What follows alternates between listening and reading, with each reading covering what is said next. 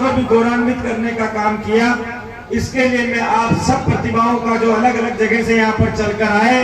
और उनका सम्मान करने के लिए इस किशनगढ़ की धरती पे किशनगढ़ के सभी समाज के दानदाता भामाशाहों ने न सिर्फ अपना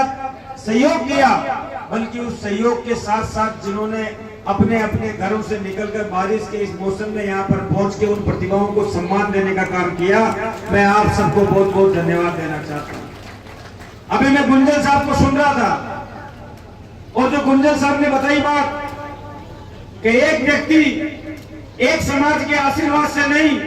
बल्कि अपने माता पिता और समाज के परिश्रम से धरोहर बनने के बाद में 36 कौम की सेवा करता है। तो मैं भी आपको यही कहना चाहता हूँ कि सौभाग्य से हमारे नाम के साथ गुजर लगा है और इतिहास में सिर्फ एक जाति हुई है जिसके साथ वीर लगा है, वीर गुजर। और गुजर वीर इसलिए अगर आप गुर्जर का संधि विच्छेद करते हैं तो गुर्जर मतलब बुराई का अंत करने वाला, साथ रहने वाला, और जो कमजोर है उस कमजोर का साथ देने वाला अगर कोई है तो वो हमारे नाम का, हमारे शाब्दिक अर्थ से गुजर। और वो गुजर जिनका आसीन से अफगानिस्तान तक शासन था, आज भी अफगानिस्तान के राष्ट्रगान के अंदर गुजर शब्द का नाम आता है। वो गुजर जिस कौम के अंदर पन्ना दाई पैदा हुई, जिन्होंने स्वामी भक्ति के लिए अपने बेटे का गला कटवा दिया लेकिन पीछे नहीं हटी, जिस समाज के अंदर विजय सिंह पथिक हुए, जिन्होंने इस हिंदुस्तान के अंदर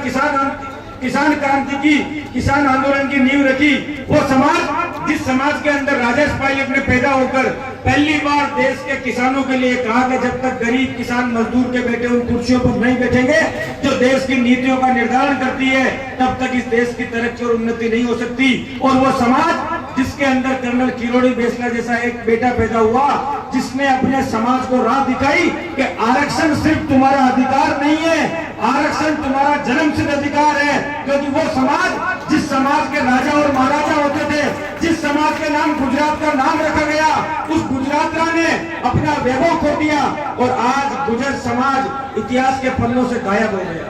और इतिहास के पन्नों से इसलिए गायब नहीं हुए कि हमने कोई कमजोरी आ गई, हम इतिहास के पन्नों से इसलिए गायब हुए कि हमारे हाथ में लठ भी थी, तलवार भी थी, बंदूक भी थी, गोली भी था और इनको सबको खाने के लिए हमारा सीना भी मजबूत था। लेकिन हम एक कमी कर गए कि हमारे हाथ में कलम नहीं थी। इतिहास कलम से लिखा जाता है और हमारा दुर्भाग्य रहा कि हमारे समाज के अंदर जो बेटा पैदा हुए उनके हाथ में कलम नहीं थी। आज हमारे हाथ में कड़ा है, लेकिन उस कड़े के साथ साथ जब गुजर के जाता है तो लोग कड़ा देख के पहचान जाते हैं कि चांदी का कड़ा या सोने का कड़ा इसके हाथ में है, इसका मतलब ये गुजर है। लेकिन अब कड़े के साथ साथ कंप्यूटर भी आपको अपने हाथ के अंदर लेना होगा और उस कंप्यूटर के साथ साथ जिस हाथ के अंदर हमने लाठी थामी थी लोगों की रक्षा करने के लिए, अब अपने को आगे बढ़ने के लिए अपने हाथ के अंदर कलम भी पकड़नी होगी ताकि हम इस समाज के अंदर बराबरी के साथ आगे बढ़ सके। आज हम सौभाग्यशाली हैं, हमारे समाज के उन लोगों ने, हम उनके बलिदान को नहीं भूल सकते। मैंने विधानसभा के अंदर भी कहा था, जब लोग वहां पर सामने बैठे हुए थे, मैं आरक्षण की बात बोल रहा था तो एक तो लोगों के चेहरे से हंसी निकल गई थी। मैंने उनको ये कहा कि तुम्हें हंसी इस बात के लिए आ रही है क्योंकि मरने वाला तुम्हारा भाई या तुम्हारा खून नहीं था। जो इस आरक्षण के लिए मरे, जिन्होंने अपनी जान दी, वो तुम्हारे परिवार के सदस्य नहीं थे। लेकिन हमको इस बात का एहसास है और आपको भी इस बात का एहसास होना चाहिए कि अगर आज जो आरक्षण राजस्थान के अंदर हमको मिल रहा है, जिसके कारण हमारे बच्चे अध्यापक, बाबू, कलर, आरएस, एसडीएम तक पहुंच रहे हैं, उस आरक्षण के पीछे हमारे समाज के उन लोगों ने जिन्होंने या तो अपने प्राण गंवा दिए या जिन्होंने अपने प्राण को संकट में डाल दिया, उनका कर्जा हमारे ऊपर है। और ये बात मैं आपको इसलिए कह रहा हूं कि अभी हमारी लड़ाई अधूरी है, लेकिन उस लड़ाई के अंदर, उस बात पे मैं बाद में आऊंगा, उस लड़ाई के अंदर कुछ कमी रह गई। याद रखना, जब आंदोलन राजनीतिक होता है तो वो आंदोलन और वो सपना कभी पूरा नहीं होता। लेकिन अगर वो सामाजिक आंदोलन होता है तो उस सामाजिक आंदोलन के अंदर जब नेता की जगह जनता का महत्व होता है तो वो आंदोलन जरूर पूरा होता है। और मैं आपसे कहता हूं कि अभी हमारे हक की 9वीं अनुसूची की मांग अधूरी बाकी पड़ी हुई है, लेकिन वो आंदोलन कोई एक नेता नहीं, कोई राजनीतिक दल नहीं, बल्कि समाज का आम आदमी जब इस लड़ाई के अंदर आगे आएगा उस दिन हमारा ये सपना पूरा हो पाएगा। लेकिन आज एक अवसर है, आपकी जो प्रतिभाएं 350 से ज्यादा बच्चे अलग अलग गांव, अलग अलग तहसील से रहने वाले, किसी के माता पिता सक्षम होंगे, किसी के घर के अंदर अनाज का दाना भी नहीं होगा, किसी ने कर्जा लिया होगा, किसी ने लोन लिया होगा, और उसके बाद अपने बच्चे के अंदर उन्होंने अपने सपनों को जिया होगा। मेरे पिताजी मिल के अंदर मजदूर थे, एक मिल मजदूर का बेटा, जिनके मेरे पिताजी ने, मेरे माता पिता ने मुझे बीकॉम की शिक्षा दिलाई, मैं कॉलेज के अंदर पहुंचा, और अगर मैं छात्र राजनीति के अंदर नहीं आता तो मैं आज इस मुकाम पर नहीं पहुंच पाता। इसलिए मैं कहता हूं, और मैं आपको 5 सूत्र देना चाहता हूं। पहला सूत्र है परंपरा। जिस समाज ने, आज मैंने देखा लोग शिक्षा की बात तो करते हैं लेकिन एक बार भूल जाते हैं, फला बंद करो, ये करो, वो मत करो। समाज में अगर परंपरा नहीं होगी तो हम लोग एक जाजम पे एक साथ नहीं बैठेंगे। वैसे भी हिंदुस्तान के अंदर मोबाइल रूपी दानव आ गया है। एक कमरे में रहने के बाद भी पति पत्नी आपस में बात करने की जगह मोबाइल के ऊपर रील देखते रहते हैं। ये आज हालात हो चुके हैं। ऐसे समय में अगर हमारी परंपराएं जिंदा रहेगी तो हम अपने घर से बाहर निकल के सामाजिक कार्यक्रम में एक दूसरे के साथ बैठेंगे, एक दूसरे से मिलेंगे, एक दूसरे की बात करेंगे, तब उस परंपरा से जन्म होगा सामाजिक एकता का। जिस समाज के अंदर एकता नहीं होती है, लकड़ी की एक एक गट्ठर को खोल के अलग अलग लकड़ी कर दो, उस लकड़ी को कोई भी कमजोर आदमी तोड़ देगा, लेकिन अगर उन लकड़ियों को हमने साथ बांध दिया तो आपके गट्ठर को दुनिया की कोई ताकत नहीं तोड़ पाएगी। इसलिए आप में परंपरा होनी चाहिए और परंपरा के साथ साथ सामाजिक एकता होनी चाहिए। और सामाजिक एकता के बाद जिस चीज का स्थान आता है वो है आपके अंदर शिक्षा की जागृति। जिस समाज के अंदर लोग कहते हैं, मैंने कई लोग देखे, मंदिर क्यों बना रहे हो, शिक्षा का मंदिर बनाओ, स्कूल क्यों बना रहे हो, मंदिर बनाओ। अरे गुर्जर समाज ने लोगों को दिशा दिखाई है, हम भगवान का मंदिर भी बनाएंगे और शिक्षा का मंदिर भी बनाएंगे और छात्रावास भी बनाएंगे। ये जरूरी है, क्योंकि जिस शिक्षा के साथ धर्म नहीं होता, जिस राज के साथ धर्म नहीं होता, उस राज के पांव कभी स्थायी नहीं हो सकते। इसलिए तीसरी जो चीज है हमारे अंदर होनी चाहिए वो होनी चाहिए शिक्षा की जागृति। और उसके बाद चौथे नंबर पे आती है आर्थिक संपन्नता। आपने कभी महसूस किया, आज अभी बोल रहे थे कि भोजराज जी ने 5.25 लाख रुपए दिए, अगर भोजराज के पास खाने के दाने नहीं होते तो वो आपकी मदद कहां से कर देते। आज हमारे एक महात्मा नेकी जी महाराज ने जब अपने शरीर पे भगवा धारण किया और भगवा धारण करने के बाद भी उनके मुंह से ये निकला कि मेरा कर्तव्य तब पूरा होगा कि मैंने अपनी मां के पेट से जन्म लिया और जिसका दूध मैंने पिया वो गुजरी का दूध था। जब तक इस समाज की प्रतिभाओं को मैं आगे नहीं बढ़ा दूंगा और उनको उनके राह के ऊपर नहीं लगा दूंगा, तब तक मेरा ये भगवा चोला पहनना व्यर्थ है। और जो आदमी इस काम के अंदर उंगली उठा देना, आपको एक बात कहना चाहता हूँ कि नेकी महाराज की यात्रा के अंदर धीरज गुजर इनका साथी बन के, इनका भाई बन के इनके साथ खड़ा है, और जब तक इनकी यात्रा पूरी नहीं होती हम सब लोग इनके साथ में खड़े रहेंगे। तो जब मैं आर्थिक संपन्नता की बात कर रहा हूँ, अगर आपके पास पैसा नहीं होगा तो आपको लोगों के सामने हाथ फैलाना पड़ेगा, लेकिन आप में हम में एक अंतर है। मैंने कहीं कहीं पे ये देखा है कि कई कई तो हमारे समाज में ऐसे लोग होते हैं कि हमारा कोई साथी कमजोर हो जाता है, पीछे रह जाता है, तो हम उसकी मदद करते हैं कि तू भी आगे बढ़, व्यापार में आगे बढ़, किसी और क्षेत्र में आगे बढ़, हम तेरी आर्थिक सहायता करेंगे। लेकिन कहीं कहीं पे हमारी कमजोरी क्या होती है, अगर कोई हमारा आदमी धंधे व्यापार में आगे बढ़ रहा है, राजनीति में आगे बढ़ रहा है, तो हम उसकी टांग पकड़ के पीछे खींच लेते हैं। टांग पकड़ के पीछे मत खींचो। अगर तुम्हारा कोई भाई धंधा उद्योग व्यापार कर सकता है तो खुद भी पैसे कमाओ और उसकी पैसे देकर भी मदद करो ताकि वो आर्थिक रूप से सक्षम हो सके। और उसके बाद नंबर आता है राजनीतिक चेतना का। अगर आपने अभी गुंजन साहब ने बहुत बड़ी बात कही कि वो जमाना चला गया जब सीने पे गोली खाने के बाद न्याय मिलता था। अब जमाना उसका है जब कुर्सी पे अगर आपका आदमी बैठा हुआ है तो आपको लगने वाली गोली का उसका दर्द होगा, वो आपकी गोली के मूल्य को चुकाएगा। लेकिन गुंजन साहब ने अधूरी बात कही, हमें सामाजिक चेतना तो लानी है लेकिन राजनीतिक चेतना भी लानी है। लेकिन राजनीतिक चेतना के टाइम चयन करने वाले व्यक्ति का ध्यान रखना पड़ेगा कि हमारे वोटों की गठरी को लेकर वो भाग जाएगा या वोटों की गठरी का मोल यहाँ पर चुकाएगा। हमें आज भी याद है प्रहलाद गुर्जर जी ने जिस दल के अंदर ये थे उस दल की खिलाफत कर दी कि मेरी कौम की बात आई है, तुम मुझे मेरी कौम की बात उठाने से अगर रोकते हो तो मैं तुम्हारे दल को ठोकर मारता हूं, पहले मैं अपने समाज की बात करूंगा। मुझे आज भी याद है कांग्रेस के राज में जब भिलवाड़ा के अंदर गुजर समाज ने पटरियां उखाड़ी तो धीरज गुजर ने किसी मंत्री और किसी मुख्यमंत्री का फोन नहीं उठाया, क्योंकि मेरे को अगर आगे बढ़ने के अंदर 36 कौम का नेता होता है। पहले राजा के पेट से जो बेटे पैदा होते थे वो राजा महाराजा बनते थे, लेकिन अब जो बेटों की बेटियों से पैदा होता है वो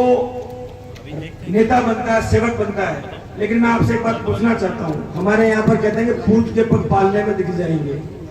जो बच्चा अपने माँ बाप की कोख से जन्म लेने के बाद में अपने माँ बाप का नहीं हुआ वो आपके समाज का क्या होगा, और जो आपके समाज का नहीं हुआ वो 36 कौम का क्या होगा। बहुत से लोग कहते हैं कि धीरे धीरे जातिवाद की बात करता है। मैं जातिवाद की बात नहीं करता, मैं सिर्फ इतना कहता हूँ कि उन रेगों के अंदर जिस गुजर और गुजरी का खून है उसका अगर मैं कर्ज नहीं चुकाऊंगा तो मैं 35 कौम की सेवा नहीं कर पाऊंगा। अगर मुझे 36 कौम की सेवा करनी है तो मुझे छाती ठोक के अपने समाज के साथ खड़ा रहना पड़ेगा, उनकी बात करनी पड़ेगी। और ये बात हम इसलिए करते हैं कि जहां से मैं चुनाव लड़ता हूँ सिर्फ 20,000 वोट है हमारे समाज का, लेकिन उसके बाद भी मुझे इस बात का एहसास है कि आज एक नेता आपकी सिर्फ 5 साल सेवा कर सकता है, लेकिन आपके समाज का बच्चा बच्ची IAS IPS बन गया, अगर वो RS RPS बन गया, अगर वो अच्छी जगह नौकरी के ऊपर लग गया। लेकिन एक बात जरूरी है कि जोगा और नजोगा, एक तो होता है औलाद जोगी होती है जिसको शर्म नहीं आती। मैंने ऐसे भी अधिकारी देखे हैं वो छू जाते हैं समाज की बात आने के बाद में, तो हमको कौन बचाएगा। चिंता मत करो,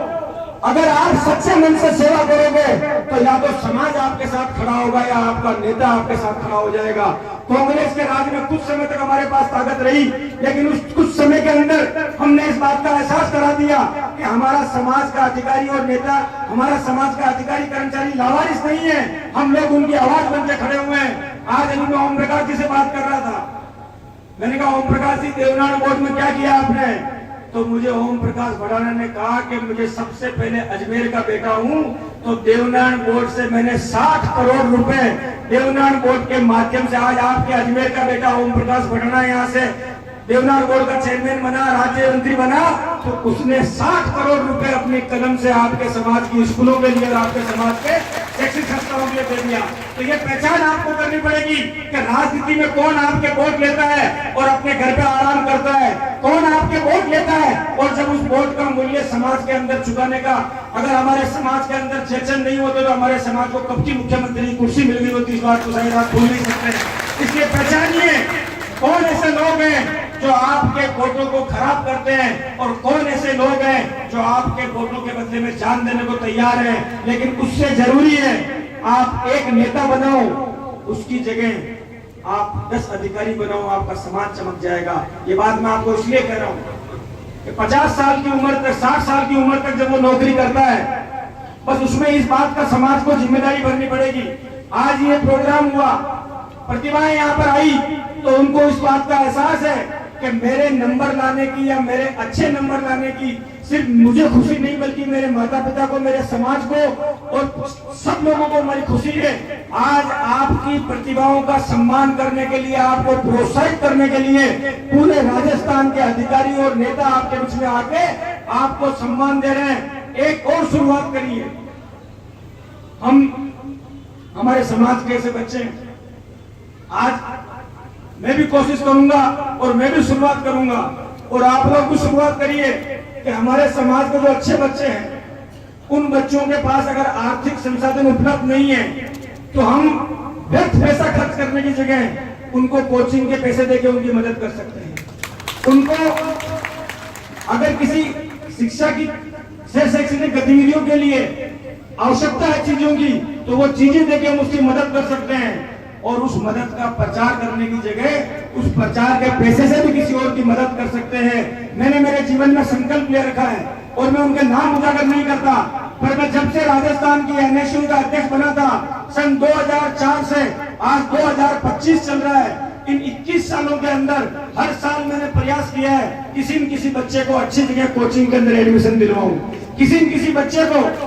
अच्छी जगह पर उसको कॉपी किताब की जरूरत कॉपी किताब दिलाऊं। मुझे आज भी याद है अशोक पन्ने इस धरती के ऊपर नहीं रहे, पर उस समय में NSU का प्रदेश अध्यक्ष था, हम उनके घर पे गए, हमने कहा कि आपके पास में मुझे छात्रावास है, हमारे छात्रावास के अंदर आप कंप्यूटर दिलाइए। उस समय पर हमने वो व्यवस्था कराई। मैं आपको ये बात इसलिए कह रहा हूँ कि जब समाज इकट्ठा होकर अपने बच्चों की व्यवस्था करेगा पढ़ाई में, लिखाई में, उनके आगे बढ़ने में, उनकी कोचिंग में रहने के लिए, तो आप ये मानकर चलिए कि जब वो बच्चा नौकरी लगेगा तो आपके समाज का भी भला करेगा और 36 कौम की सेवा भी ईमानदारी के साथ करेगा। मैं आप लोगों को, किशनगढ़ के लोगों को बहुत बहुत साधुवाद देना चाहता हूँ। नेकी महाराज के मन में संकल्प हुआ और इनके संकल्प को पूरा करने के लिए भामाशाह और दानदाता हमारे यहाँ के किशनगढ़ के साथ लगे, लेकिन सिर्फ इनसे सपना साकार नहीं होता। जिन माता पिताओं ने अपने बच्चों का रजिस्ट्रेशन कराया, इस कार्यक्रम को सफल बनाने के लिए बरसती बारिश में अपने घरों से निकलकर आप यहाँ पर आए और आप सबने आज इस किशनगढ़ की धरा के ऊपर, जहाँ हमारी संख्या बहुत ज्यादा नहीं है, पर राजस्थान के अंदर एक ऐतिहासिक प्रोग्राम करके आपने ये दिखा दिया है कि अगर हम कुछ करना चाहते हैं तो हमारे साथ सब लोग मिलकर देते हैं। इस कार्यक्रम की सफलता के लिए, आपके जीवन की ऊर्जामय सफलता के लिए और आपके जीवन की उन्नति और तरक्की के लिए भगवान सावन का महीना चल रहा है, शंकर महादेव से प्रार्थना करता हूँ, भगवान देवनाथ से प्रार्थना करता हूँ और आपको विश्वास दिलाता हूँ कि ये धीरज गुजर का रोम रोम आपका कर्जदार है और भगवान देवनाथ की सौगंध, जब जब हमारे पास ताकत आएगी वो ताकत आपकी अपनी ताकत होगी, आपके लिए समर्पित होगी। यही बात मुझे आपसे कहनी थी। धन्यवाद। राम राम साहब। जय हिंद, जय भारत। ये